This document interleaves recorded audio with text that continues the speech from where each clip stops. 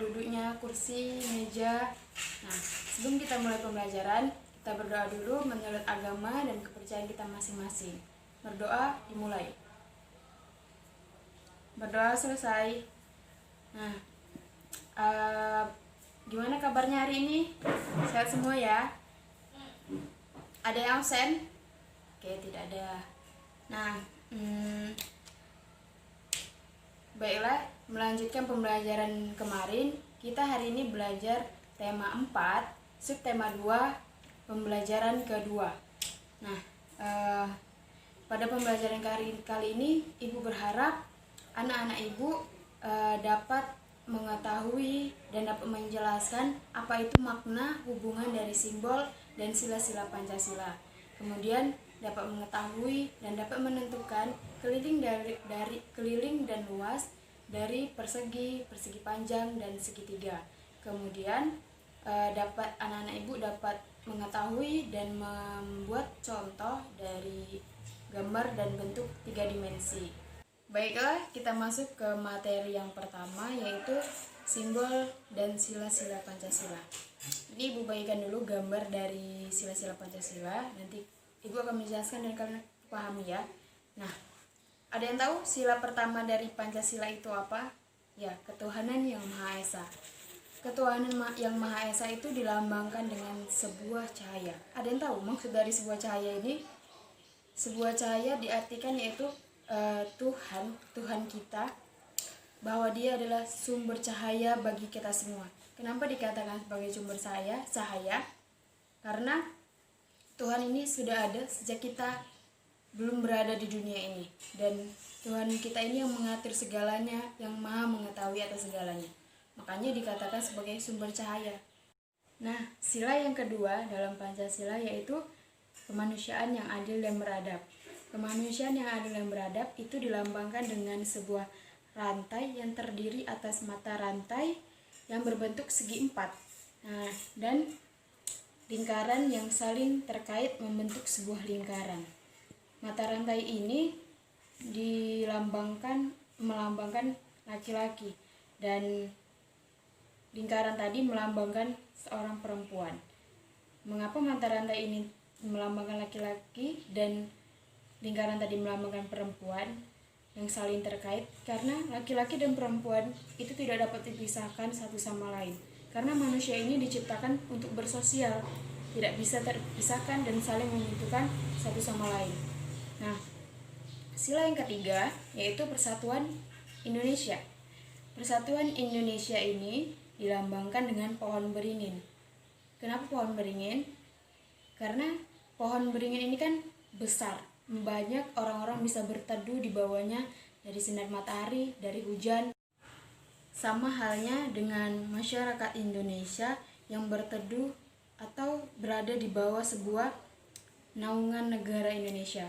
Kemudian pohon beringin ini kan banyak memiliki akar yang menjalar kemana-mana, tapi tetap dari pohon yang sama. Nah, sama halnya dengan keragaman suku yang ada di Indonesia, walaupun banyak dan berbeda-beda, tapi mereka tetap namanya Indonesia. Nah, yang keempat, kerakyatan yang dipimpin oleh hikmat kebijaksanaan dalam permusyawaratan perwakilan. Nah, ini dilambangkan dengan banteng. Tahu banteng ya? Oke. Nah, banteng ini adalah suatu binatang yang dia itu hidupnya suka bersosial dan berkumpul dengan teman-teman yang lain. Sama juga halnya dengan kita, manusia saling membutuhkan orang lain dan hidup bersosial untuk bisa dengan bermusyawarah menyelesaikan suatu masalah. Yang kelima, ada keadilan sosial bagi seluruh rakyat Indonesia. Ini dilambangkan dengan padi dan kapas. Kenapa? Karena padi dan kapas ini melambangkan pangan dan sandang. Pangan yaitu makanan untuk kita, dan sandang itu adalah pakaian. Kenapa? Ini adalah sebuah kebutuhan utama dari masyarakat Indonesia untuk mencapai kemakmuran. Nah, dari penjelasan Ibu tadi, Ibu berharap kalian semua bisa memahaminya ya. Nanti Ibu minta kalian lanjut ke depan untuk menjelaskan sama seperti yang tadi. Nah, sebelumnya Ibu minta kalian itu memberikan satu saja contoh dari penerapan dalam sila-sila Pancasila ini dalam kehidupan di sekitar kalian, sekitar tetangga atau masyarakat gitu. Nah, oke, sudah selesai. Baiklah, ada pertanyaan dari penjelasan Ibu tadi?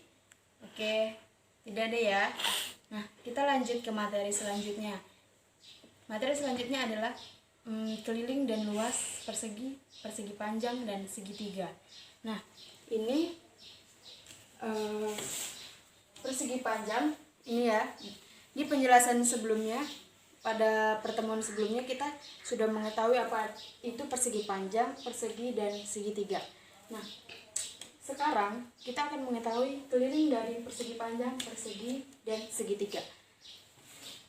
Keliling dari persegi panjang adalah 2 kali panjang tambah lebar. Nih, panjang tambah lebar. Kemudian luasnya panjang dikali lebar. Ibu buat satu contoh. Contohnya, sebuah persegi panjang memiliki panjang 4 cm, kemudian lebar 3 cm. Tentukanlah keliling dan luasnya. Tinggal kita masukkan saja ke dalam rumus. Ini keliling ya, 2 kali panjangnya 4 ditambah lebarnya 3. Ini kita masukkan lagi 2 dikali, kemudian 4 tambah 3 ya 7. Tinggal dikalikan saja. 2 kali 7 14 cm. Nah, kemudian luasnya, panjangnya 4 cm dikali 3 cm. 4 dikali 3 ya 12 cm kuadrat ya. Luasnya persegi panjang dilambangkan dengan kuadrat. Selanjutnya persegi. Persegi itu dia sisinya semua sama. Ini sama, ini juga sama, bawahnya sama, samping sini juga sama. Untuk rumus dari keliling persegi yaitu sisi dikali sisi. Untuk luasnya 4 dikali sisi. Nah, gue beri satu contoh lagi. Sebuah persegi memiliki sisi 7 cm. Ini 7 ya. Semua 7. Kelilingnya sisi dikali sisi, berarti 7 dikali 7 sama dengan ya 49 cm. Untuk luasnya 4, kita masukkan saja 4 dikali sisinya 7. 7 kali 4 atau 4 kali 7 berapa? Ya 28 cm. Nah, kita lanjut ke segitiga ya. Segitiga itu memiliki alas A, alas B, dan alas C, dan juga memiliki tinggi. Nah, keliling dari segitiga ini adalah alas ditambah alas A ditambah alas B tambah alas C. Kemudian luasnya setengah kali alas kali tinggi. Ibu akan berikan satu contoh dari segitiga ini. Sebuah segitiga memiliki alas A, alas A-nya 4, alas B-nya 3, kemudian alas C-nya 5, dan tingginya adalah 3. Tentukanlah keliling dari segitiga dan luas dari segitiga. Kita masukkan saja ke rumus. Alas A-nya 4 ditambah alas B 3 ditambah alas C 5. Tinggal kita hitung saja. 4 tambah 3 7, 7 tambah 5 12. Kemudian luasnya setengah kita masukkan ke dalam rumus, dikali alas A 4 cm dikali tingginya tadi 3 cm. tinggal kita kalikan saja yang ini kita masukkan ke rumus. 4 kali 3 12, setengah dikali 12 cm adalah 6 cm. Oke, dari penjelasan ibu tadi ada yang ingin ditanyakan? Tidak ada ya. Nah, selanjutnya ibu akan memberikan kalian sebuah tugas tentang ini tadi. Nanti kalian kerjakan ya. Ini tolong dikerjakan. Oke, sudah selesai? Oke, bagus jawabannya. Nah, ada lagi yang ingin bertanya? Tidak ada ya. Kita lanjut ke materi selanjutnya. Materi selanjutnya yaitu tentang gambar dan bentuk 3 dimensi. Ada yang tahu apa itu gambar dan bentuk dari 3 dimensi? Oke, gambar dan bentuk dari 3 dimensi itu adalah sebuah benda yang memiliki panjang, nih seperti ini, panjang, lebar, dan juga tinggi. Tapi bukan ini contohnya, oke? Nah, dari bentuk 3 dimensi ini memiliki 3 jenis dalam menggambar bentuknya. Yang pertama adalah menggambar bentuk benda kubistis. Menggambar bentuk benda kubistis ini adalah benda yang menyerupai seperti kubus. Ada yang tahu contohnya apa? Ya betul, kulkas. Kulkas, kemudian kursi. Nah, kemudian meja. Yang kedua, menggambar bentuk benda silindris. Ada yang tahu?